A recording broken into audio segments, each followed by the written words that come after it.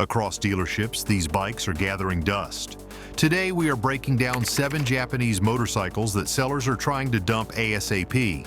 Big names, bold designs, but not enough buyers to keep them moving.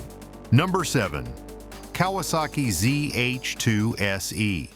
Some motorcycles are built with no compromises, engineered for performance so intense it borders on excessive. That is exactly what the ZH2 SE brought to the table. Supercharged power, advanced suspension, aggressive styling, and a spec sheet meant to intimidate. Kawasaki took their hyper-naked concept to the extreme, and while enthusiasts praised its engineering, dealerships are finding it difficult to convince everyday riders to actually buy one. At the heart of the ZH2 SE is a 998 cubic centimeter supercharged inline-4 engine. This power plant delivers 200 horsepower and 101 pound-feet of torque, making it one of the most powerful production naked motorcycles ever built. That power is sent through a 6-speed transmission with an assist and slipper clutch, and it comes backed by a suite of electronic rider aids. You get a quick shifter, launch control, multiple ride modes, cornering traction control, and cruise control. All standard. Up front, Kawasaki fitted electronically controlled Showa Skyhook suspension with Brembo Stylema brakes offering top-tier stopping power. The whole package weighs 527 pounds and is built on a steel trellis frame that has been tuned for stability under brutal acceleration. The bodywork is sharp, angular, and unapologetically futuristic, with LED lighting and a full-color digital display rounding out its aggressive look. No one can deny this machine's performance. It is a technological masterpiece that offers unmatched straight-line thrills. But while the ZH2 SE is impressive, that does not mean it is selling. The problem is that this bike is simply too much for most riders. With a starting price of over $19,000, it lands well above the typical buyer's naked bike budget. Riders who want something with attitude and torque are instead going for the MT-09, the Z900, or even the Street Triple Series from Triumph. These alternatives offer exciting performance, more comfortable ergonomics, and cost several $1,000s less. Then there is the intimidation factor. 200 horsepower in a naked chassis is thrilling for the experienced track day rider, but it is completely overwhelming for most real-world riders. It is not a beginner's machine, nor is it especially friendly for commuting or relaxed weekend rides. The aggressive throttle response, stiff chassis, and firm suspension make it feel nervous on city streets and over rough pavement. For many buyers, the ZH2 SE is just too much bike for the way they actually ride. Fuel range is another drawback. Between the small 4-gallon tank and the thirst of the supercharged engine, most riders are looking at barely over 100 miles before needing to refuel. That makes it hard to use as a sport tourer or even a daily commuter. And although the bike is loaded with tech, it does not include some comforts found in cheaper models, like heated grips or wind protection. The final issue is its niche appeal. This motorcycle was built to push the boundaries, and it does, but only a small percentage of riders want that much power in a naked upright format. For most, it is either overkill or simply out of reach. As a result, dealerships are struggling to move ZH2 SE units, especially as more versatile and affordable options continue to dominate the naked segment. From raw power to retro styling, the next bike had history behind it, but not the sales. Number 6. Yamaha XSR700. Not every motorcycle gets to define its own category. Some get trapped between worlds, not retro enough for classic lovers, not modern enough for performance buyers. That is the exact space the XSR700 has occupied since its release. It is one of those bikes that looks good on paper and has all the right parts, but when it comes time for riders to pull the trigger, they walk away. And as a result, many dealerships are trying to get these off the floor as fast as they can. Under the tank, the XSR700 uses a 689 cubic centimeter parallel twin engine, the same proven power plant found in the MT-07. It produces 73 horsepower and 50 pound-feet of torque, and it is paired with a 6-speed transmission that delivers smooth, confident acceleration from low RPM, all the way to the top of the rev range. The engine is well regarded for its torque-rich character, compact packaging, and reliability. The bike weighs just under 410 pounds wet, making it incredibly flickable and fun in the corners. The problem is not the performance, it is the identity. The XSR700 was marketed as a retro-modern hybrid. That means it borrows old-school styling elements, like the round headlight, exposed subframe, and tank shape, and fuses them with a modern chassis and drivetrain. The result is a bike that kind of looks like a classic, but not really. And to buyers looking for a true vintage vibe, it just does not deliver.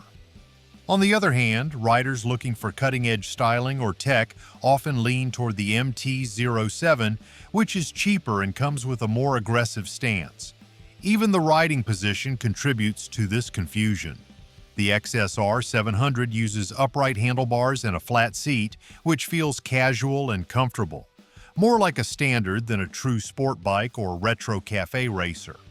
Some riders love the neutral ergonomics, but others find it bland or uninspiring. For those looking for a cafe-style or scrambler-style ride, other manufacturers offer more committed options that either lean fully into heritage or fully into performance. Then there's the matter of customization. Yamaha pushed the idea that the XSR700 was part of their Faster Sons project, a platform meant to be modified into anything from a tracker to a bobber to a full cafe build. But in reality, the aftermarket support is limited compared to other platforms. Riders who expected plug-and-play personalization found themselves hunting for rare parts or settling for universal fit kits. That turns off younger buyers who want to make a bike their own without breaking the bank. Price is another hurdle. With a starting cost around $9,000 out the door, the XSR700 finds itself in an awkward position. The MT-07, which shares the same engine and many parts, comes in several $100s cheaper and appeals to a broader audience. Meanwhile, for just a little more, buyers can cross-shop bikes with more technology, more power, or more committed styling. The XSR struggled to stand out, but the next bike got buried by its own company's better models. If spotting these dealer dump bikes is your thing, make sure you hit like and subscribe. Even crazier ones are still coming. Number 5. Honda CB650R. The middleweight class is one of the most competitive segments in motorcycling. Riders want performance, style, comfort, and value, all in one package. Honda thought it had the perfect answer with the CB650R, a naked standard that blended sleek looks, a smooth four-cylinder engine, and Honda's reputation for reliability. But somewhere along the line, this model got lost in the shuffle. While it checks a lot of boxes on paper, dealers across the country are finding these bikes sitting unsold, overshadowed by rivals with bolder designs or lower price tags. Under the tank, the CB650R is powered by a 649 cubic centimeter inline-4 engine that produces 94 horsepower and 47 pound-feet of torque. This engine is rev-happy and smooth, delivering a linear pull all the way to its red line. For riders who enjoy the classic feel of a high-revving inline-4, the CB650R delivers in spades. It also features a 6-speed transmission, standard anti-lock braking system, and a respectable wet weight of 445 pounds. The suspension consists of an adjustable Showa separate function front fork and a monoshock rear setup, giving it solid handling for both spirited rides and daily commutes. Visually, the CB650R stands out in Honda's lineup. The design follows their neo-sports cafe aesthetic, blending retro elements like a round headlight and minimal fairings with aggressive lines and modern finishes. It is a clean, attractive motorcycle that draws attention without being over the top. Its upright riding position is more relaxed than a full sport bike, making it comfortable for city riding or weekend escapes. A full LCD dash displays everything from gear position to fuel economy, giving it a refined, tech-forward edge.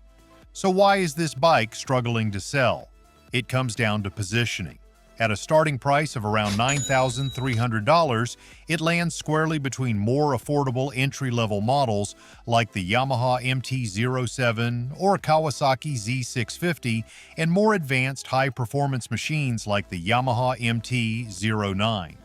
Buyers looking for value often skip the CB650R for cheaper twins that offer more torque at lower revs. Meanwhile, those who want raw power or top-tier tech go straight for the leader-class nakeds. Compounding the issue is Honda's own CBR650R, a fully fared sport bike that shares the exact same engine and chassis but offers sharper looks and more aggressive ergonomics. For just a small price jump, many riders choose the CBR instead, leaving the CB650R feeling like the forgotten sibling. In that sense, it is caught in a strange no-man's land. Not quite aggressive enough for hardcore sport riders, and not quite affordable enough for entry-level buyers. Another challenge is the four-cylinder layout itself. While it used to be a major selling point, today's middleweight buyers increasingly favor torquey twin-cylinder engines that feel punchier at lower speeds and cost less to insure and maintain. The CB650R's smooth but rev-dependent character doesn't resonate with riders who want usable grunt in everyday traffic or on twisty back roads. Even though the CB650R is an excellent motorcycle on a technical level, refined, stylish, and well-built, it just does not stand out in a class filled with flashier, cheaper, or more aggressive options. From modern standards to forgotten cruisers, the next bike once had swagger but now just gathers dust. Number 4. Suzuki Boulevard C50T. There was a time when mid-size touring cruisers held a real place in the motorcycle world. They offered the relaxed comfort of a full bagger without the bulk or price tag of the heavyweight machines. The C50T was Suzuki's answer to that demand, a bike designed to give classic American touring looks with Japanese reliability and simplicity. It had the bags, the windshield, the chrome, all the right cues. But times have changed, and while the C50T has barely changed at all, riders' expectations definitely have.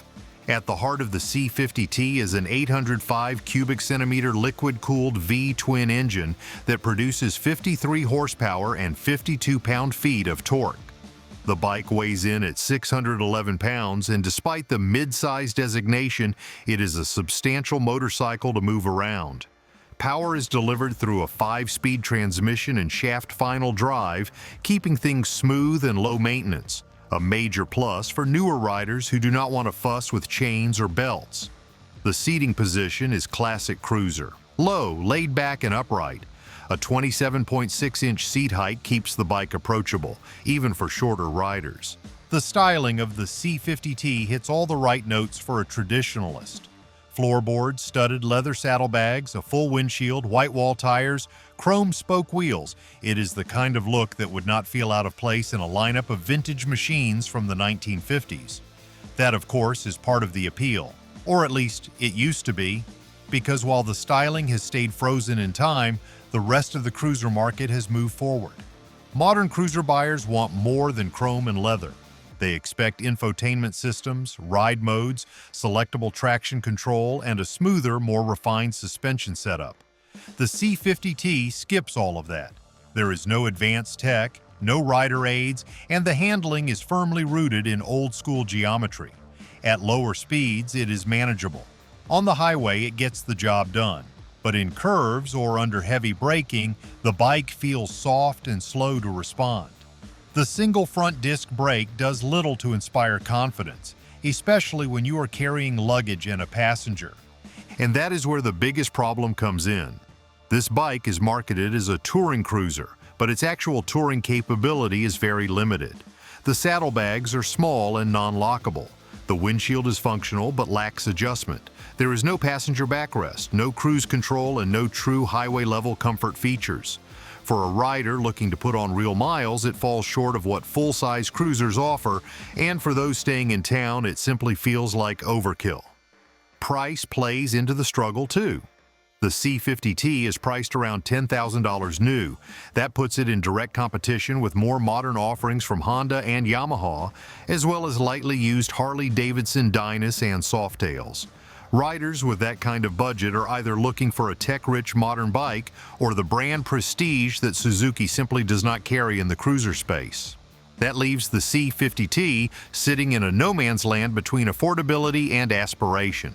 Some cruisers fade slowly, others were doomed from day one, like this next sport bike experiment. Number 3. Yamaha R3 World GP 60th Anniversary Edition. When Yamaha announced the World Grand Prix 60-year anniversary lineup, it caught the attention of riders everywhere. The R3 World GP 60th Anniversary Edition promised to bring legendary racing heritage to the streets, wrapped in a beautiful retro livery that called back to Yamaha's golden era of competition. With its white and red paint scheme, golden wheels, and throwback badging, it looked like a small piece of history that you could ride home. But even with the looks, dealers have found it surprisingly difficult to move these bikes off the floor. At its core, this R3 is powered by a 321 cubic centimeter parallel twin engine, producing 50 horsepower and 20 pound-feet of torque. It tips the scales at just 375 pounds wet, making it one of the lightest sport bikes in its class. With a low seat height of 30.7 inches and a predictable power delivery, it remains an ideal choice for beginner riders and those looking for a lightweight, nimble machine. Its 6-speed transmission shifts smoothly, and the bike's handling is as sharp and confidence-inspiring as ever, with a focus on entry-level track use and spirited backroad rides. The R3 platform is widely respected. It has long been praised for its approachable nature, durability, and forgiving learning curve. Yamaha built a loyal following by offering a lightweight sport bike that could handle beginner mistakes without punishing the rider. Even today, the standard R3 is considered one of the best entry-level sport bikes on the market. However, the World GP 60th Anniversary Edition added a premium price tag without adding any extra performance. Mechanically, it is identical to the standard R3. No upgrades to the suspension, brakes, electronics, or engine were made. All the additional cost comes purely from the cosmetic package, the retro paint, graphics, and a few minor trim changes. This created a major problem at the dealership level. Entry-level sport bike buyers are typically very price sensitive. Most of them are new riders looking for their first motorcycle. Asking them to pay significantly more for a paint scheme with no tangible performance advantage proved to be a tough sell. While the retro styling is beautiful, it appeals more to collectors or nostalgic older riders. Not exactly the primary market for a 321 cubic centimeter beginner bike. Performance-wise, the R3 World GP 60th Anniversary Edition still shines in the right conditions. The lightweight chassis combined with the compact engine offers a playful, flickable ride. It is comfortable enough for daily commuting and capable enough to be taken to a beginner's track day. Dealers quickly found themselves sitting on unsold inventory. Buyers interested in a lightweight, affordable sport bike typically gravitate toward the standard R3, the Kawasaki Ninja 400, or even beginner-friendly naked bikes like the MT-03. For those spending extra, many simply chose to step up to larger displacement bikes like the Yamaha R3 or a Kawasaki Ninja 650. With a starting price approaching $6,500, the R3 World GP 60th Anniversary Edition asks a premium in a category where cost matters most. It remains a stunning bike to look at and a wonderful rider's tool. But unfortunately for many dealerships, it has become a floor model that turns heads but does not turn into sales. It looked fast but did not sell, and the next bike proves not even a rugged image can save a slow seller. Number 2. Kawasaki W800. Back in the golden age of motorcycling, simple, beautiful machines dominated the streets. Riders did not need computers, ride modes, or fancy electronics. They just needed a smooth engine, two wheels, and the open road. That is the spirit Kawasaki tried to recapture with the W800. It is a bike that blends vintage looks with modern reliability, offering a time machine experience without the oil leaks and kickstarters. However, while it nailed the styling, the W800 missed something critical. The market had already moved on. The W800 is powered by a 773 cubic centimeter parallel twin engine, delivering 47 horsepower and 46 pound-feet of torque. It is air-cooled, just like a classic British twin, and features beautiful polished cooling fins that catch the sunlight perfectly. Weighing in at 496 pounds, the W800 sits in a very manageable range for a classic-style motorcycle. The low seat height of 31.1 inches makes it accessible for most riders, and the wide, comfortable handlebars offer a commanding upright position that feels natural from the first moment you throw a leg over. The attention to detail on the W800 is undeniable. From the chrome exhaust to the round headlight and sculpted gas tank, it feels like it rolled straight out of the 1960s. Kawasaki even went as far as engineering a bevel gear-driven camshaft to replicate the look and feel of true old-school parallel twins. The ride is smooth, the engine hums with a lazy elegance, and the bike feels content to cruise through town or along winding back roads. However, nostalgia does not come cheap. The W800 launched with a starting price around $10,000, putting it in direct competition with some very tough rivals. For that same money, a buyer could pick up a Triumph Bonneville T100, a machine with stronger brand recognition, a little more power, and arguably a more polished overall package. Performance is another sticking point. 47 horsepower is enough for casual cruising and short highway runs, but it quickly feels outmatched if you want to push harder. The W800 lacks the urgency and flexibility that many modern riders expect, even in retro bikes. Acceleration is relaxed, passing power is limited at highway speeds, and the 5-speed transmission, while smooth, feels a step behind the 6-speed units that are now standard even on smaller motorcycles. Comfort is good for short rides thanks to the plush seat and relaxed ergonomics, but the lack of wind protection and limited suspension travel make longer trips more tiring. The suspension is tuned for comfort over sharp handling, so while the W800 is happy on back roads, it does not carve corners with the confidence of more modern standards or even some newer cruisers. Dealerships quickly realize that while the W800 looks gorgeous on the showroom floor, it is a hard sell when buyers start comparing specs and pricing. As a result, many units are sitting longer than expected, with dealers eager to move them to clear space for newer, more profitable models. Old school never goes out of fashion, but it does go out of budget. The number one bike shows how even a brand new design can fall flat. Number 1. Honda Navi. Every once in a while, a manufacturer takes a gamble on something completely outside the box. The Honda Navi is exactly that, a strange blend of mini-moto charm and scooter practicality. When it was first announced, the Navi seemed like a surefire way to bring in new riders. It was cheap, lightweight, quirky, and unlike anything else on the road. But despite its creative approach and unbeatable price, the Navi has struggled to find serious traction in the American market. At the heart of the Navi is a 109 cubic centimeter single-cylinder engine. It produces 7.8 horsepower and 6.6 pound-feet of torque. Weighing just 234 pounds wet, the Navi is one of the lightest two-wheelers on sale today. The power is delivered through a continuously variable transmission, eliminating the need for manual shifting and making it incredibly approachable for brand new riders who might be intimidated by a standard clutch and gearbox. On paper, the Navi makes a lot of sense. It has a traditional motorcycle layout with a fuel tank between the knees and foot pegs instead of a floorboard, unlike typical scooters. Yet it uses a scooter-style drivetrain, meaning the engine and transmission are mounted to the swing arm, and there is no chain to maintain. Honda intended it to combine the best of both worlds, the look and feel of a small motorcycle with the ease and simplicity of a scooter. It also carries a starting price of around $1,800, making it one of the most affordable new two-wheel vehicles available anywhere. For comparison, even Honda's own Grom, which is wildly popular in the mini-moto segment, starts at nearly twice the price. The low price tag made the Navi incredibly tempting for first-time riders, commuters, and people looking for a cheap and fun city bike. However, that is where the Navi's problems begin.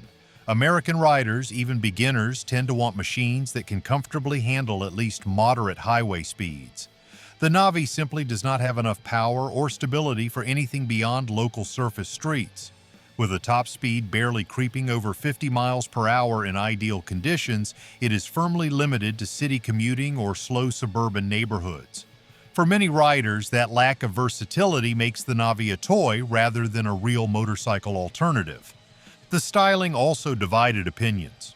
Some riders appreciate the quirky, rugged mini bike look, but others find it awkward and toy-like. In a market that often leans heavily toward cruiser styling or aggressive sport bike aesthetics, the Navi's cartoonish proportions made it a tough sell to traditional riders. Another issue is rider size.